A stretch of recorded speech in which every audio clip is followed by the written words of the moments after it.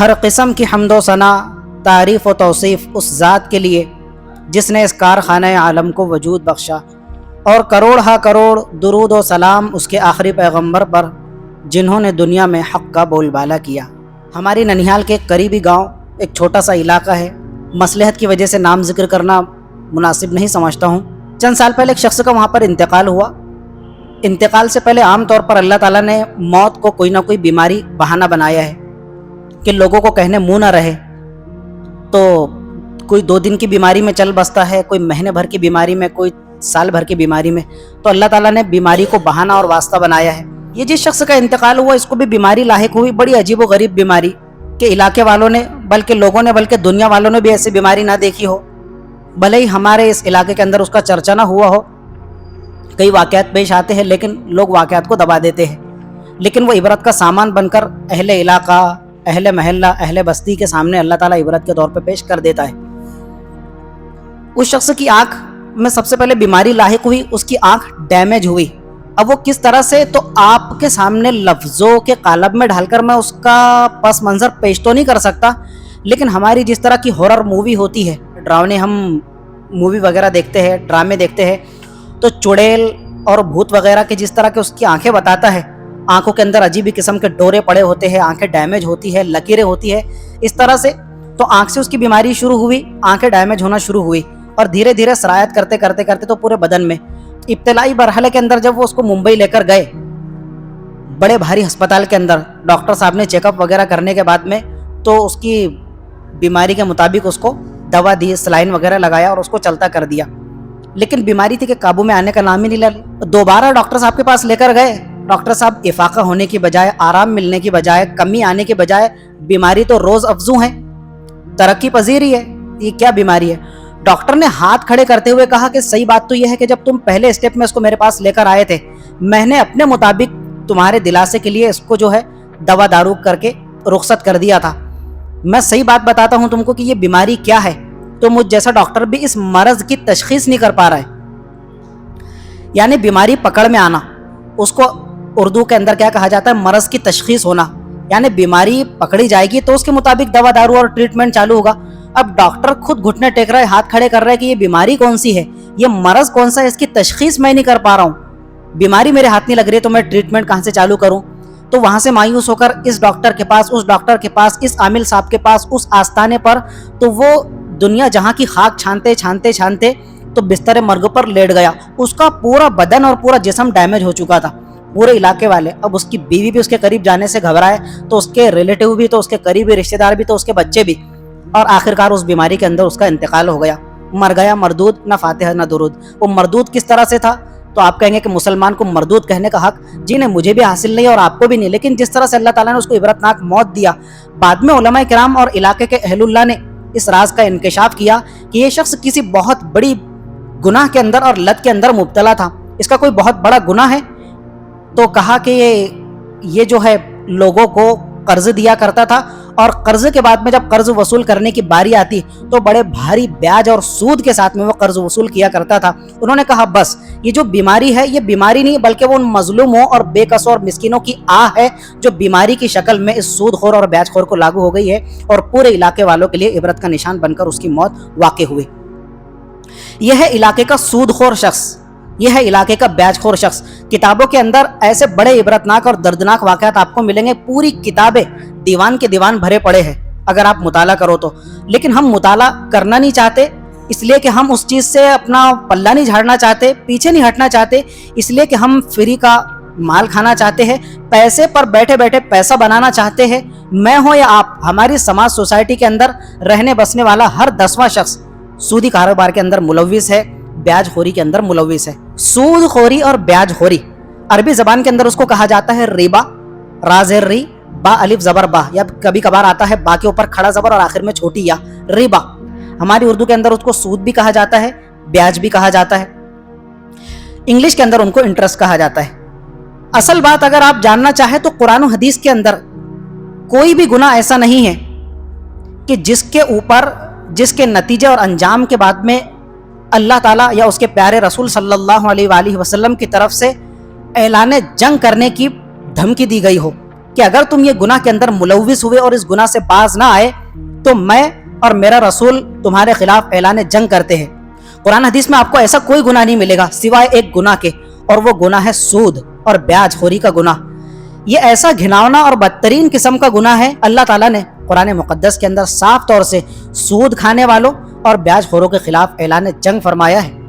کھلا اعلان جنگ ہے، انسان کی روح نہیں کانپ جاتی، انسان کا وجود نہیں لرز جاتا کہ جب وہ اس آیت کو سنتا ہے کہ اگر تم اس گھناؤنے گناہ سے باز نہ آئے تو میں اور میرا رسول بھی تمہارے خلاف اعلان جنگ کرتے ہیں۔ اگر تمہاری ماں نے تم کو دودھ پلایا ہے تو اللہ اور اس کے رسول کے خلاف میدان جنگ میں اتر آؤ۔ کسی مائی کے لال کی جرأت ہے کہ اللہ اس کے رسول کے مد مقابل آ کر کھڑا ہو، اللہ اور اس کے رسول کو چیلنج کر سکے؟ آیت ہے یا ایھا الذین آمنو، میں اور آپ مخاطب ہے، تو مجھے اور آپ کو اور پوری دنیا کے مسلمانوں کو اللہ تعالیٰ نے مخاطب ہو کر فرمایا یا ایھا الذین آمنو، ایمان والو، اتقوا اللہ، اللہ سے ڈر جاؤ، وذروا ما بقی من الربا ان کنتم مؤمنین، اگر واقعتاً تم مومن ہو نا، اگر اتنی سی بھی ایمان کی چنگاری تمہارے دل کے اندر موجود ہے، شمع روشن ہے، تو جو کچھ بھی بچا کھچا دھیلے اور آدھے دھیلے کے برابر بھی دوسروں پر تمہارا جو سود نکلتا ہے نا، اس کو چھوڑ دو۔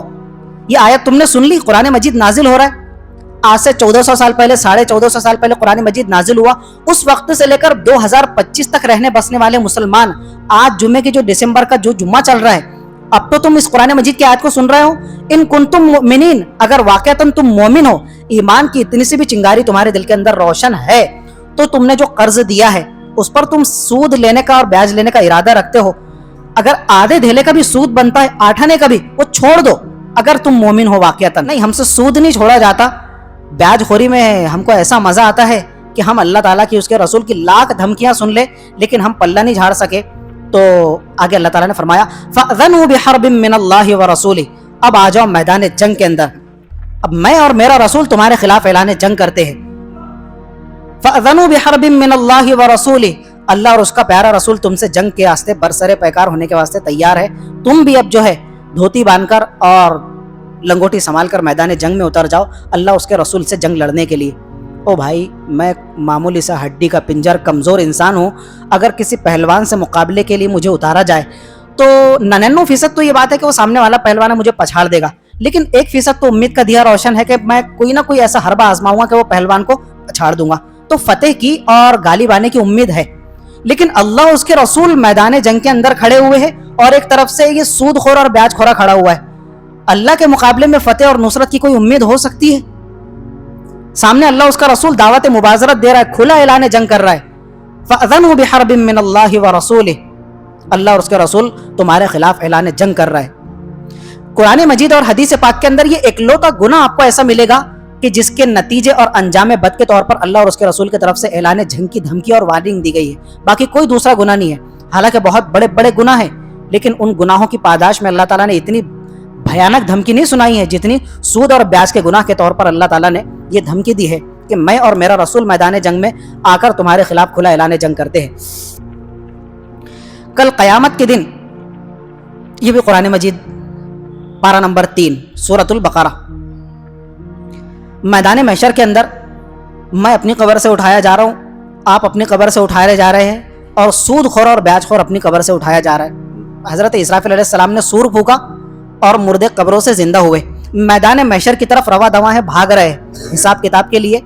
تو ہر ایک اپنی اصلی حالت پر ہوگا، نارمل چلتا ہوا، کوئی دوڑتا بھاگتا اٹھتا خیزا اپنی اصلی حالت پر، لیکن یہ سود خور اور بیاج خور ابھی اس کا حساب کتاب باقی ہے، ابھی قبر سے اٹھا تو اس پر ایسی ذلت و رسوائی چھاوی ہوگی، اتنا برا حال ہوگا کہ لوگ اس کی سچویشن اور اس کی جسمانی حیت اور حالت کو دیکھ کر پہچان لیں گے کہ یہ لوگوں کی بوٹیاں نوچنے والا سود خور اور بیاج خور ہے جو قبر سے اس حالت میں کھڑا ہوا ہے۔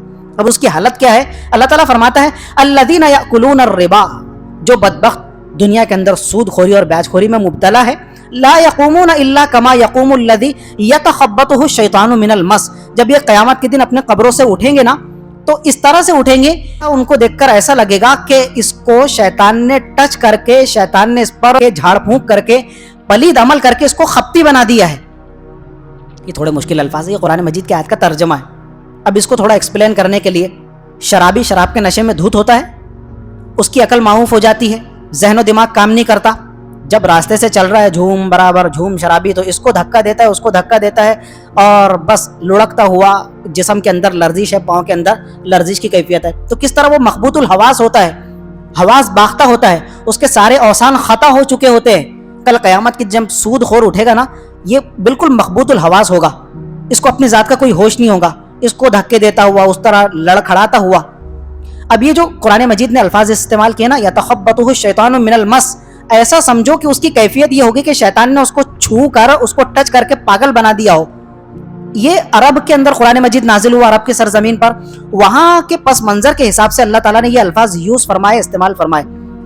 ہمارے یہاں پر لوگوں کو مرگی کا دورہ پڑتا ہے، تو جب کسی کو مرگی کا دورہ پڑا کرتا تھا، اس طرح کے دورے پڑا کرتے تھے نا، اور وہ لڑکھڑاتا ہوا زمین پر گر جایا کرتا تھا، تو اس وقت عرب کے زمانے میں لوگ یہ تعبیر اور یہ الفاظ استعمال کیا کرتے تھے کہ ایسا لگتا ہے کہ اس کو شیطان نے چھو لیا ہے.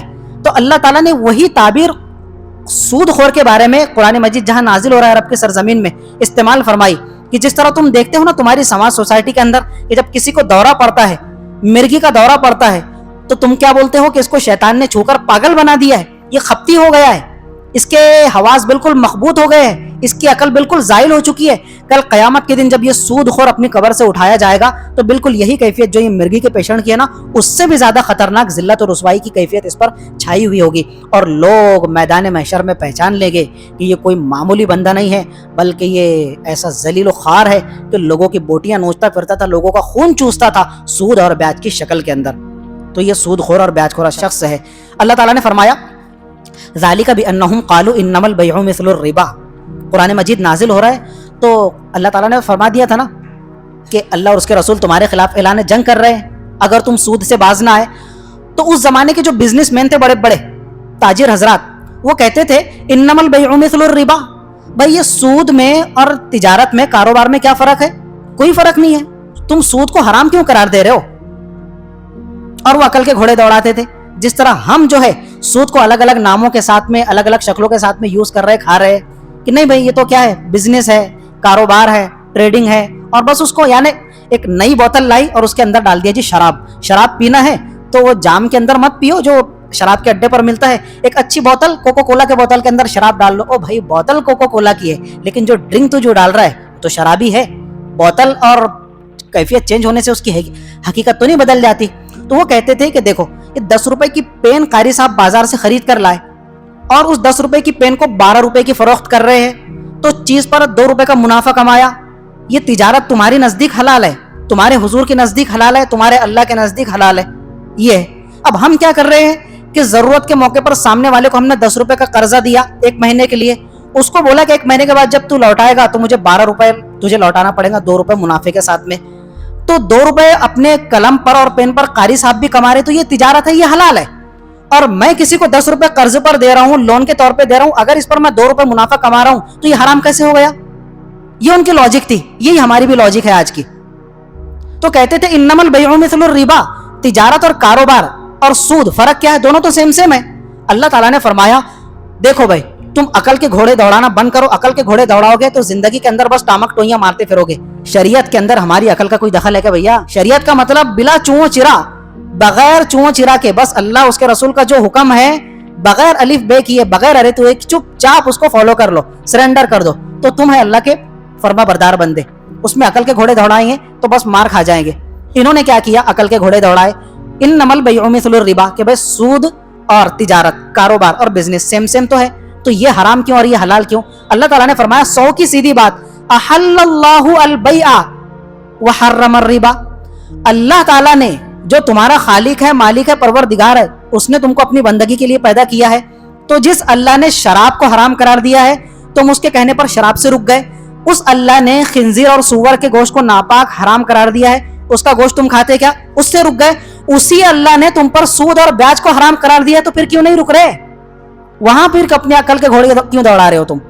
احل اللہ البیع، اللہ تعالیٰ نے تجارت، کاروبار، بزنس کو حلال کیا ہے. وحرم الربا، اور اسی اللہ نے جس نے شراب کو حرام قرار دیا، جس نے خنزیر کو حرام قرار دیا، اسی اللہ نے سود اور بیاج کو بھی حرام قرار دیا. تو سود اور بیاج کو حرام قرار دینے والا اللہ الگ ہے، اور شراب اور خنزیر کو حرام قرار دینے والا اللہ الگ ہے. ایسا ہے؟ اللہ تو ایک ہی ہے. اس کا وہ بھی حکم ہے, اس کا یہ بھی حکم ہے. جس طرح اس حکم کو فالو کر رہے ہو, اسی طرح سود اور بیاج خوری کے معاملے بھی اللہ کے اس حکم کو فالو کرو کہ تم سود سے اور بیاج سے کیا ہو جاؤ, باز آ جاؤ اور اپنا دامن چھڑا لو. ومن عاد, اور اگر کوئی دوبارہ سود کی طرف لوٹ کر آتا ہے, سود خوری اور بیاج خوری کو پھر اپنا شیوا بناتا ہے, فاولئک اصحاب النار, تو ایسے ہی لوگ جہنم کے دہکتے انگاروں کا ایندھن بننے والے ہیں.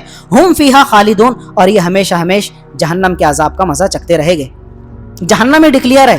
دنیا کے اندر سود خور کی نہ دنیا کے اندر کوئی عزت ہے, نہ سماج سوسائٹی کے اندر کوئی عزت ہے, نہ مرنے کے بعد فرشتے اس کو پروٹوکول دیں گے. وہاں پر تو ہتھوڑے ہی ہتھوڑے ہے, لوہے کے گرز ہے. اور جب میدان محشر کے اندر اٹھے گا تو کتنی بری ذلت کے ساتھ میں, اور جب حساب و کتاب کے بعد میں وہاں پر لائن کے اندر کھڑا ہوگا تو اس کے لیے جہنمی ہونے کا فیصلہ ہے, جو قرآن مجید کے اندر اللہ تعالیٰ نے بالکل ڈکلیئر کر دیا ہے. ہم فیہا خالدون, اور یہ ہمیشہ ہمیش جہنم کے اندر پڑے رہیں گے. یہ تو تھی قرآن مجید کی بالکل واضح 2-3 آیات. اس کے علاوہ بھی ایک آیت ملتی ہے. یہ تو ایک عام سود کی بات ہے, عام بیاج کی بات ہے کہ میں نے 10 روپے دیا, 10 روپے پر شرط لگا کر 5 روپے اگلے مہینے وصول کر رہا ہوں, یعنی 15 روپے. ایک یہ ہوتا ہے کہ سامنے والے نے اگلے مہینے کی 30 تاریخ کو میرے شرط کے مطابق, میرے وعدے قرار کے مطابق 10 روپے کے ساتھ میں سود کی 5 روپے والی اضافی رقم نہیں لوٹایا, تو میں کیا کرتا ہوں کہ یہ اصل رقم جو 10 روپے ادھار دیا تھا تو ایک طرف رہ جاتی ہے. اب وہ سود پر سود چڑھنا شروع ہو جاتا ہے, جس کو ہماری یہاں کی بھاشا میں کیا کہا جاتا ہے, چکری بیاج. یہ چکری بیاج کا تصور بھی قرآن مجید نے دیا ہے, اور اس زمانے کے اندر, زمانہ جاہلیت میں بھی اس سماج سوسائٹی کے اندر یہ سود خور اور حرام خور لوگ چکری بیاج کھانے کے بھی عادی ہو چکے تھے. اصل رقم تو ایک طرف رہی, اب بیاج پر بیاج, سود پر سود, سود پر سود چڑھنا شروع ہو گیا, جس کو آپ اور ہم چکری بیاج کا نام دیتے. یا ایھا الذین آمنوا, انجن گاؤں کے مسلمانوں, لا تأکلوا الربا اضعافا مضاعفا. چکری بیاج جو ہے یہ تو اس سے بھی زیادہ گھناؤنا ہے کہ اس کی اصل رقم تو بیچارے کی ڈوبی ہی ڈوبی, اب بیاج پر بیاج چڑھنا شروع ہو گیا. اب کیا ہو گیا, بیوی بچے بھی تج گئے, گھر کاروبار بھی تج گیا, سب کچھ بیچارے کا پسکر نہیں رہ جاتا. حالانکہ مجبوری کے درجے میں قرض لینے آیا تھا, صرف 10 روپے لیا اور 10 کے کہاں تک چلے گا, لاکھوں لاکھ روپے. کیا کچھ نہیں تباہ و برباد ہوتا ہے لوگوں کا, ہم بھی دیکھتے ہیں اور آپ بھی دیکھتے ہیں. اب آئیے اس کے پیارے رسول سرکار مدینہ صلی اللہ علیہ وآلہ وسلم نے کتنے سخت الفاظ کے اندر سود اور بیاج کی مذمت اور برائی, اس کی قباحت اور شناعت کو بیان کیا ہے, وہ بھی سنتے ہیں. سود خور کا انجام کتنا بھیانک ہونے والا ہے.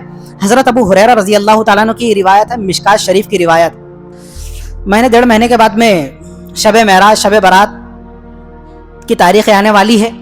شب معراج کے موقع پر آپ معراج کا واقعہ تفصیل سے سنتے ہیں ماشاءاللہ, پچھلے 2 سال سے, اور یہ 3را سال ہے ہمارا, سنیں گے بڑے مزے سے انشاءاللہ. تو جب اللہ تعالیٰ نے آپ کو معراج شریف کے لیے, اپنی ملاقات کے لیے آسمان بالا کی سیر کرائی, جنت جہنم کا مشاہدہ کرایا, جنت کے حسین نظارے اور ادھر جہنم کے خوفناک مناظر, تو حضور جہنم کے خوفناک مناظر اور بھیانک سین کا مشاہدہ کرتے ہوئے جا رہے ہیں. یہاں سے گزرا, وہاں سے گزرا, وہاں سے گزر ہوا, ایک قوم پر حضور کا گزر ہوا. حضرت ابو ہریرہ فرماتے ہیں کہ حضور نے فرمایا, اتیت لیلۃ اسری بی علی قوم, کہ جس رات اللہ تعالیٰ نے مجھے معراج شریف پر بلایا تو ایک قوم پر میرا گزر ہوا. کیا حال تھا, بطونہم کالبیوت. حضور نے فرمایا کہ وہ قوم جن پر سے میرا گزر ہوا, ان کے جو پیٹ تھے نا, پیٹ, ان کے پیٹ تمہارے جو بڑے بڑے کمرے ہوتے ہیں, تمہارے بڑے بڑے ہال بناتے ہو, تم بیٹھک کے بناتے ہو, تمہاری بیٹھک اور تمہارے جو ہال ہوتے ہیں, بڑے بڑے کمرے ہوتے ہیں, کتنے بڑے بڑے ہوتے ہیں. تو اس قوم کے لوگوں کے پیٹ کمروں اور رومز کی طرح بڑے بڑے تھے. فیہا الحیات, آگے حضور نے فرمایا کہ ان بڑے بڑے پیٹوں کے اندر بڑے بڑے سانپ اور اژدھے رینگتے ہوئے نظر آ رہے تھے. حضور اپنی آنکھوں سے دیکھ رہے معراج کی رات. آگے آپ نے فرمایا, ترا من خارج بطونہم, اور ایسا نہیں کہ میں کوئی اللہ تعالیٰ کی وحی کی روشنی میں یہ بات بیان کر رہا ہوں. حضور فرماتے ہیں میں اپنی سگی آنکھوں سے دیکھ رہا تھا کہ ان کے پیٹ بڑے بڑے ہیں, اور میں باہر سے کھڑے رہ کر اندر رینگنے والے اور چلنے والے اژدھوں اور سانپوں کو دیکھ رہا تھا. میں دیکھا تو میں تو لرز کر رہ گیا. فقلت من ہؤلاء یا جبرائیل, جبرائیل میرے ساتھ تھے. میں نے پوچھا, جبرائیل ان کا یہ بھیانک انجام کیوں ہوا, کیا جرم تھا ان کا, ان بدبختوں کا. انہوں نے فرمایا, ہؤلاء اکلۃ الربا, یا رسول اللہ یہ کوئی اور نہیں بلکہ یہ دنیا کے اندر سود اور بیاج کھانے والے لوگ ہیں. اس لیے اللہ تعالیٰ نے ان کو اس عذاب سے دوچار کیا. ان کے پیٹ اتنے بڑے بڑے, اس لیے کہ دنیا کے اندر بھی ان کے پیٹ اتنے بڑے بڑے تھے. ماں کا دودھ پی کر ان کا پیٹ نہیں بھرا, حصہ لے کر ان کا پیٹ نہیں بھرا, تو یہ لوگوں کا قرض دے کر ان की बोटियां नोचकर उनका खून चूस चूस कर अपने पेटों के अंदर जहन्नम के अंगारे भरा करते थे। तो जिस तरह उनके पेट दुनिया के अंदर बड़े बड़े थे, अल्लाह ताला ने उसी किस्म का अजाब इनको यहाँ पर भी दिया कि इनके पेट इतने बड़े बड़े हो गए, और वो जो लोगों का माल था सांप और अजदों की शक्ल के अंदर इनके पेटों में रेंग रहा है, दौड़ रहा है। ये तो था हुजूर का आंखों देखा हाल, जो हुजूर ने मेराज की रात अपनी आंखों से मुशाहिदा किया। एक दूसरा ख्वाब है, ये दूसरी रिवायत है, लेकिन ये ख्वाब की शक्ल में है। जिस तरह मैं और आप ख्वाब देखते हैं, अच्छे भी देखते हैं, बुरे भी देखते हैं, अब हुजूर ख्वाब देख रहे और दूसरे दिन वो ख्वाब अपने सहाबा के सामने बयान फरमा रहे। आपने सहाबा किराम से बयान फरमाया, रअयतुल लैलता रजुलान, गुज़श्ता रात मैंने ख्वाब देखा और ख्वाब में मैंने देखा कि दो आदमी मेरे पास आए, उन्होंने मुझे नींद से बेदार किया, उठाया। फ़अख़रजानी इला अर्दिन मुक़द्दसा, और मुझे उठाकर वो अपने संगत में अपने साथ लेकर गए। कहाँ? तो कहने लगे कि जो बैतुल मक़दिस की सरजमीन है, मस्जिद अक्सा जहाँ वाक़े है, बैतुल मक़दिस की सरजमीन की तरफ लेकर गए। वहाँ पहुँचे जी, थोड़ी देर हमारा स्टे रहा, क़याम रहा, हम रुके। फ़न तलक़ना, और हम आगे बढ़ गए, आगे बढ़े, चलते चलते चलते चलते चलते चलते हत्ता अतैना अला नहरिम मिन दमिन, आगे हम पहुँचे एक नहर के पास में। नहर, अब नहर के अंदर तुम देखते हो, छोटी हो या बड़ी हो या गदली हो, उसके अंदर पानी बहता है, उसके अंदर गदला पानी बहता है, नालियों से बहने वाला पानी बह जाता है, और क्या बहेगा। हुजूर फरमाती है इतनी अजीब व गरीब नहर थी, मिन दमिन, कि इसके अंदर खून बह रहा था, खून। हुजूर ख्वाब बयान फरमा रहे, हुजूर फरमाते हैं फीही रजुलुन काइमुन, मैंने देखा कि वो नहर के अंदर खून रवा दवाएं, खून बह रहा है, और उस नहर के बीचों बीच एक शख्स खड़ा हुआ है, बड़ी बुरी हालत के अंदर, नहर के बीचों बीच। वो अला वसतिन नहरी रजुलुन बैना यदैहि हिजारतुन, और नहर के किनारे पर एक शख्स खड़ा हुआ है और उसके सामने पत्थर ही पत्थर पड़े, बड़े बड़े पत्थर। फ़अक़बल अर्रजुल अल्लज़ी फ़िन नहर, हुजूर फरमाते हैं कि वो जो शख्स नहर के अंदर खड़ा हुआ था, खून की नहर में, वो बल खाता हुआ, लहराता हुआ, स्ट्रगल करता हुआ, जिद्दोजहद करता हुआ आगे बढ़ रहा है और नहर से बाहर निकलने की कोशिश कर रहा है। हुजूर फरमाते फ़इज़ा अरादा अर्रजुलु अन यख़रुजा, जब भी वो नहर के अंदर डूबा हुआ शख्स बाहर निकलने की कोशिश करता है, रमर रजुलु बिहजारतिन फी फीही, तो वो जो शख्स किनारे पर खड़ा हुआ था वो वहां से पत्थर उठाता है और वो पत्थर उसके सर पर, उसके मुंह पर बड़ी ताकत से और जोर से दे मारता है। उसका पूरा भेजा बाहर निकल जाता है, उसके मुंह का कचूमर बन जाता है, और वो पत्थर की जो वजनदारी है उसकी वजह से लुढ़कता लुढ़कता लुढ़कता फिर अपनी असली जगह पर जाकर फिक्स हो जाता है, गड़ जाता है। फिर दोबारा वही मामला होता है कि वो शख्स जिद्दोजहद करता करता करता नहर के बाहर निकलने की कोशिश करता है। दूसरी मर्तबा ये शख्स पत्थर उठाता है, फिर उसके मुंह पर दे मारता है, उसके मुंह का कचूमर बन जाता है, पूरा भेजा बाहर निकलता है, और फिर वो जो शख्स दोबारा उसी जगह जाकर फिक्स हो जाता है। हुजूर फरमाते हैं कि मैंने कई मर्तबा देखा रिपीटेशन के साथ में कि उसके साथ में ये मामला हो रहा है, और वो शख्स उसे मारता है वजनदार पत्थर के साथ में, और वो जाकर उसी अपनी जगह पर जाकर फिक्स हो जाता है। हुजूर फरमाते हैं मैं कई मरतबा ये माजरा अपनी सगी आंखों से देख रहा था। हुजूर अपना ख्वाब बयान फरमा रहे, ख्वाब के अंदर देखा हुआ सच्चा वाक़या सहाबा के सामने बयान फरमा रहे हैं। बार बार इस तरह होता रहा। आखिरकार मैंने पूछा मा हाज़ा, ये क्या मामला है, इतनी बुरी गत, इतना दर्दनाक अजाब कि उसका भेजा ही कचूमर बना दिया, उसके मुंह पर इतना बड़ा पत्थर दे मारा, उसकी थोड़ी भी मदद ना की, और वो किसी आम नदी के अंदर नहीं बल्कि खून की नदी के अंदर बेचारा डूबा हुआ है। बेचारा क्या, आगे हुजूर को जवाब मिला अल्लज़ी रअयतहु फिन नहरी, या रसूल अल्लाह, ये बदबख्त शख्स जो इस नहर के अंदर खून के अंदर गौता जन है और बार बार उसको इस तरह का दर्दनाक अजाब दिया जा रहा है, कोई और नहीं आकिल रिबा, या रसूल अल्लाह, ये दुनिया के अंदर ब्याज और सूद खाने वाला शख्स है। तो ये सिर्फ उसके साथ में खास था? ये हमारी समाज सोसाइटी के अंदर जो शख्स सूद और ब्याज खाएगा वो अल्लाह ताला उसको माफ फरमा देगा? ओ भाई, ये हुजूर ने जो धमकियां, जो वार्निंग्स दी है, जो वईद इरशाद फरमाई है, ये काहे के लिए? सिर्फ कानों की लज्जत और मजे हासिल करने के लिए कि मिंबरों से सुनाई जाए? बात ये थी कहने की कि सूद के धुएं से भी बचो, सूद का नाम लेने से भी बचो। यहाँ तो पूरी मुस्लिम समाज सोसाइटी सूद के अंदर गर्क हो चुकी है, गर्काब हो चुकी है, और सूद का नाम बदलकर बड़े प्रोफेशनल तरीके से अलग अलग नाम बदलकर सूद खाए जा रहे हैं, ब्याज खाए जा रहे हैं। कभी सरकारी स्कीम के नाम से, तो कभी बैंक के अंदर सेविंग अकाउंट खोलकर, तो कभी फिक्स डिपॉजिट के तौर पर, तो कभी ये तौर पर, तो कभी सुकन्या समृद्धि योजना के तौर पर। बाकी मुझसे ज्यादा आप जानते हैं, टोटल सूदी स्कीम है। तो ये सिर्फ उस जमाने के लिए खास नहीं था कि हुजूर ने बयान फरमा दिया और खत्म हो गया। बाकी 2025 के मुसलमानों के लिए तो सूद माफी माफ है, चाहे कितना भी कर्जा उठाओ, लोन के नाम पर लो या दो, کھاؤ, اپنے باپ کا ہی مال چالو ہے, حضرت آدم کی جنت ہے, ان کے دامن کو پکڑ کر جنت میں چلے جائیں گے. اتنا پیٹے جائیں گے, اتنا مار کھائیں گے کہ کچومر نکلنا باقی رہے گا. سود کھانے کا سیدھا سیدھا مطلب یہ ہے کہ جس سماج سوسائٹی کے اندر سود, بیاج, انٹرسٹ, ربا پھیل جاتا ہے, عام ہو جاتا ہے, ایسا سمجھو کہ وہ بستی والے, وہ علاقے والے, وہ سماج سوسائٹی والے اللہ کے عذاب کو, اس کے غضب کو دعوت دیتے ہیں اور اپنے لیے اللہ کے عذاب کو حلال کر لیتے ہیں. پھر اللہ کے عذاب کو اس بستی سے, اس سماج سوسائٹی سے کوئی نہیں روک سکتا. آج نہ کل, کل نہ پرسوں عذاب آئے گا. اور عذاب کا مطلب یہ مت سمجھنا کہ آسمان سے آگ کے انگارے برسیں گے یا زمین دھس جائے گی یا پانی چڑھ دوڑے گا اور سیلاب آئے گا تو وہی اللہ کا عذاب ہے. عذاب کی بہت مختلف شکلیں ہیں, بہت مختلف. اور ابھی تو دیکھنا, آگے قیامت سے پہلے پہلے اور آج سے لے کر گنتے بیٹھنا اور اپنی نسلوں کو بھی اس کی تلقین کر لینا کہ عذاب کی کتنی مختلف شکلیں ہیں کہ جن کا نام بھی پچھلے لوگوں نے سنا نہیں اور نہ کتابوں میں لکھنے والوں نے لکھا ہے. لیکن وہ عذاب ہوگا, بیماریوں کے نام پر عذاب ہوگا. اللہ تعالیٰ بیماریوں کی شکل میں مسلط کرے گا, ٹینشن, ڈپریشن کی شکل میں مسلط کرے گا, لیکن وہ ہوگا عذاب الہی.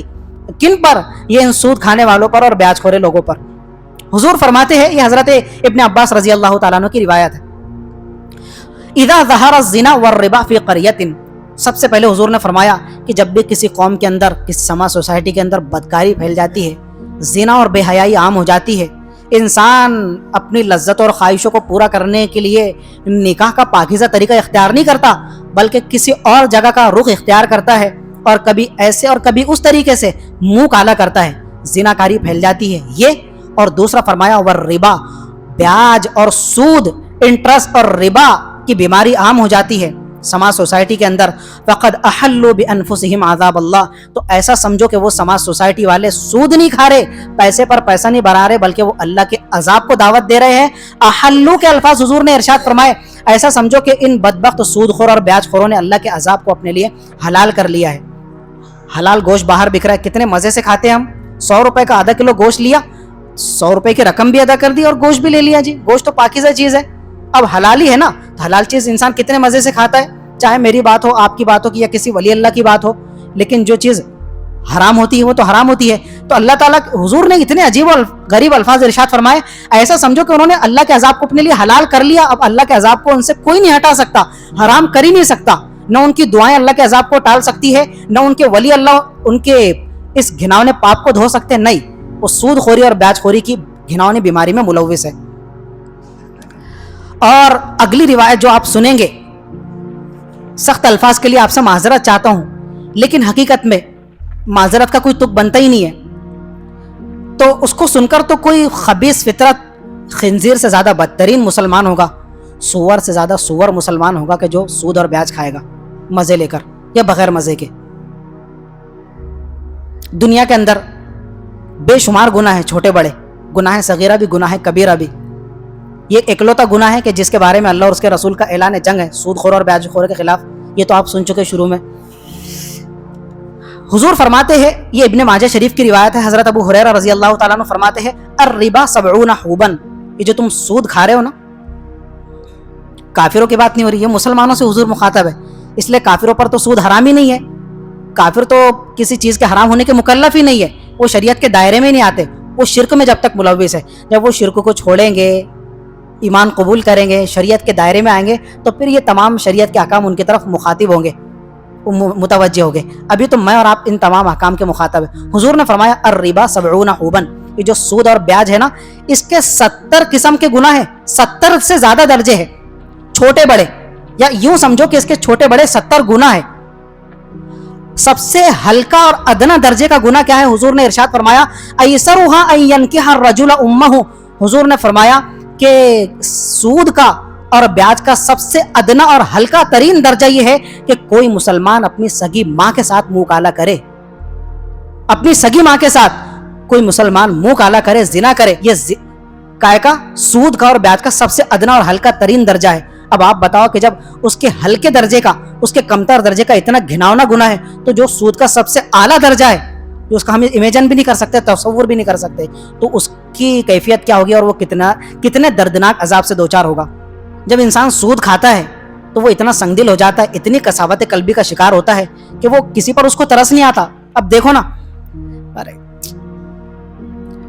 آپ تو دیکھتے ہیں سود خوروں سے آپ کی روزانہ کی ملاقاتیں ہیں, ہم تو کنویں کے مینڈک ہے، مسجد کی چار دیواری کے اندر، گھر کے اندر، اور بچپن کے اندر مدرسے کی چار دیواری میں رہے، لیکن پھر بھی ایسے لوگوں سے واسطہ پڑتا ہے تو ایسا غصہ آتا ہے کہ یار سود خور کتنا سنگ دل کا سود خور.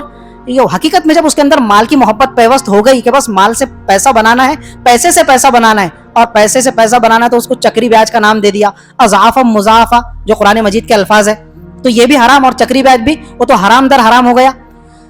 تو یعنی ایک انسان ایک بیچارہ قسم پرسی کے عالم میں آپ کے پاس میں قرض مانگنے آیا، سود خور صاحب کے پاس میں، وہ آلریڈی کیا ہے، قسم پرسی کے عالم میں ہے کہ میرے بیوی بچے بھوک سے جوجھ رہے ہیں، کھانے کے لالے پڑے ہیں، تو صاحب مجھے ایک مہینے کے لیے 2-3 ہزار روپے کا قرض دو. ہاں میں قرض تو دوں گا، لیکن جب اگلے مہینے تجھے لوٹانا ہوگا تو اتنے رقم کے اضافے کے ساتھ میں لوٹانا ہوگا، 3 کے 5 ہزار دینا ہوگا. او بھائی وہ 5 ہزار کہاں سے دے گا، اس کے پاس تو 5 پیسے نہیں ہے، وہ مجبوری کے درجے میں 2-3 ہزار روپے تجھ سے مانگنے آیا. تو تجھے تو کیا چاہیے تھا، تیرا دل پگھلنا چاہیے تھا، تجھے رحم آنا چاہیے تھا، شفقت کا جذبہ بیدار ہونا چاہیے تھا کہ لے بھائی اگر تو ضرورت مند ہے تو بس ایسے ہی، بس اللہ کے نام پر میں تجھے ہدیتاً دیتا ہوں، گفٹ کے طور پر. یہی ہوتا ہے نا، مجھے اور آپ کو تو ترس آتا ہے نا بھائی، یا ایسے ہمارے پاس کوئی مدد کے لیے آتا ہے، لیکن سود خوروں کے دل میں رحم نام کی کوئی چیز ہی نہیں ہوتی. وہ اتنے سنگ دل اور پتھر دل ہو جاتے ہیں، ان کے سینے میں دل نہیں، پتھر کی سل ہوتی ہے. وہ کیا کرتے ہیں، مجبوروں سے اور زیادہ ان کی مجبوری کا فائدہ اٹھا کر یہ. تو حضور نے فرمایا کہ سود کا سب سے کمتر اور ہلکا درجہ کیا ہے کہ انسان اپنی ماں کے ساتھ میں منہ کالا کرے.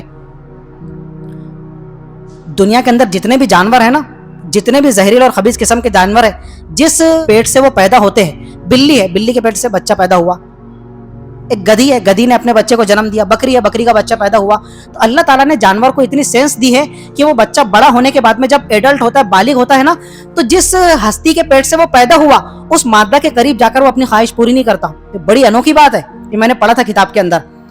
جس ماں کے پیٹ سے وہ بچہ پیدا ہوتا ہے تو اپنی خواہش پوری کرنے کے بعد میں کتا بھی ہو یا کوئی بھی ہو تو وہ اپنی خواہش پوری کرنے کے لیے اپنی ماں کے قریب نہیں جاتا، بلکہ دوسری مادہ کے پاس جا کر اپنی خواہش پوری کرتا ہے. لیکن سور، خنزیر ایک ایسا بد فطرت اور خبیث قسم کا جانور ہے کہ جس مادہ کے پیٹ سے وہ پیدا ہوتا ہے تو وہ اپنی ماں کو بھی نہیں چھوڑتا، بلکہ ماں کے ساتھ میں منہ کالا کرتا ہے. ایک سور ہی ایسا جانور ہے دنیا کے اندر. اب آپ مجھے بتاؤ کہ جو سود خور انسان ہے، بلکہ سود خور اور بیاج خورا مسلمان ہے، وہ کتنا گیا گزرا ہے، وہ سور سے زیادہ گیا گزرا نہیں ہے.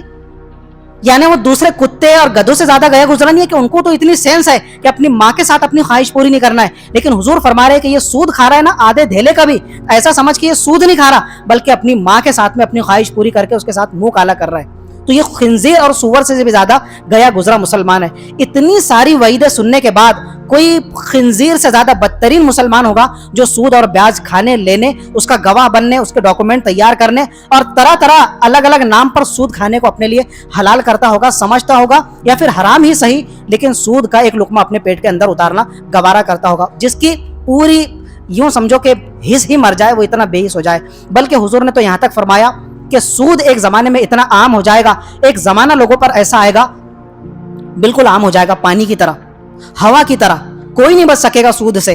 حضرت ابو ہریرہ فرماتے ہیں، ابو داؤد شریف کی روایت ہے، لَيَأْتِيَنَّ عَلَى النَّاسِ زَمَانٌ، لوگوں پر ایک زمانہ ایسا آنے والا ہے اور وہ زمانہ آ چکا ہے.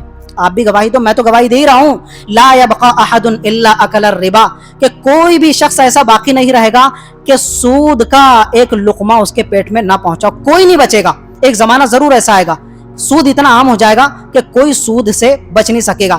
فَإِن لَّمْ يَأْكُلْهُ، اگر کوئی متقی، ولی اللہ، تہجد گزار، عبادت گزار، حاجی صاحب، قاری صاحب سود سے بچانے کی کوشش کریں گے تقوی کا دامن تھام کر کہ نہیں ہم کو سود کے قریب ہونا ہی نہیں ہے. حضور فرماتے جو بہت زیادہ متقی ہوگا، سود کے معاملے میں احتیاط برتنے والا ہوگا، اصابہ من بخاری، کم سے کم اتنا تو ضرور ہوگا کہ سود کا دھواں اس کے پیٹ میں ضرور پہنچ کر رہے گا، اس کے جسم تک، اس کے کپڑوں پر سود کا دھواں تو ضرور پہنچے گا، مطلب پہنچے گا، وہ سود سے نہیں بچ سکے گا.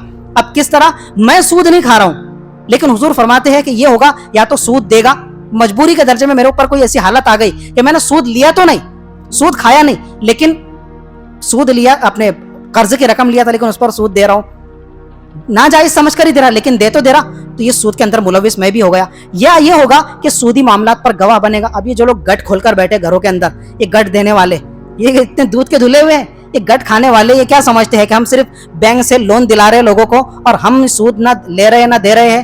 یہ سودی معاملے پر جو گواہ بننے والے ہیں، ڈاکومنٹیشن کرنے والے ہیں، یہ بھی سود کے اندر ملوث ہے. حضور فرما رہے اتنا عام ہو جائے گا کوئی نہ ہر انسان اس کی چپیٹ کے اندر آئے گا. یا سود خور کی دعوت قبول کرے گا. سود خور کی دعوت قبول مت کرو. وہ کیسے ناک منہ چڑھاتا ہے اور آپ نہ جاؤ تو ہمارا قریبی رشتہ دار بلکہ آپ کا سگا بھائی آپ کو ٹونٹ کرے گا.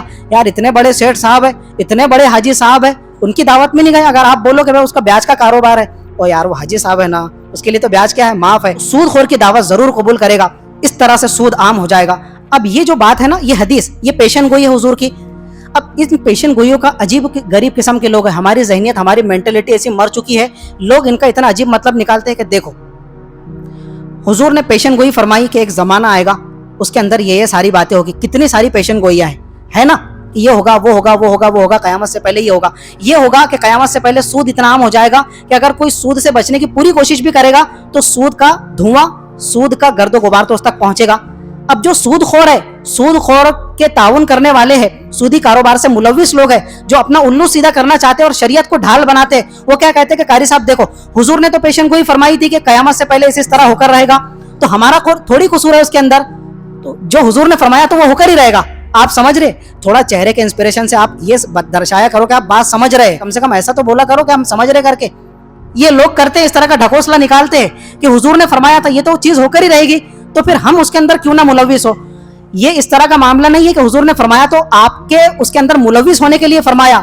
جب آپ اپنے بچے کو بولتے ہیں بیٹا وہاں سانپ کا بل ہے, وہاں سانپ ہے, بہت بڑا اژدہا بیٹھا ہوا ہے, اگر آپ کا بیٹا بولے کہ نہیں, میرے ابو نے بولے وہاں سانپ ہے, تو وہ کیا کر رہا ہے, بل کے اندر ہاتھ ڈال رہا ہے. او بھائی تو بیوقوف ہے, تیرے ابو نے اس لیے تھوڑی بولے تھے کہ تو اس کے بل کے اندر ہاتھ ڈال دے, تیرے ابا نے اس لیے کہ تو الرٹ ہو جائے اور اس کے قریب نہ جائے, ہمیشہ اس سے متنبہ رہے. اس لیے مولانا سید ابو الاعلی مودودی جو جماعت اسلامی کے بانی ہے, فاؤنڈر ہے, مجھے ان سے 100 اختلاف ہے, آپ کو بھی ہو سکتے ہیں, لیکن ان کی بات بڑی قابل تعریف ہے جو آگے میں, انہوں نے کسی حدیث کی پیشن گوئی بیان فرمائی, جس طرح یہ حدیث کی پیشن گوئی آپ نے سنی ابھی, تو کسی نے ان سے یہی کہا کہ مولانا حضور نے تو فرمایا تھا کہ اس طرح کا معاملہ ہوگا, جب قیامت سے پہلے یہ بات ہونا ہی ہے تو ہم کیا کر سکتے ہیں, یہ تو ہونا ہی ہے.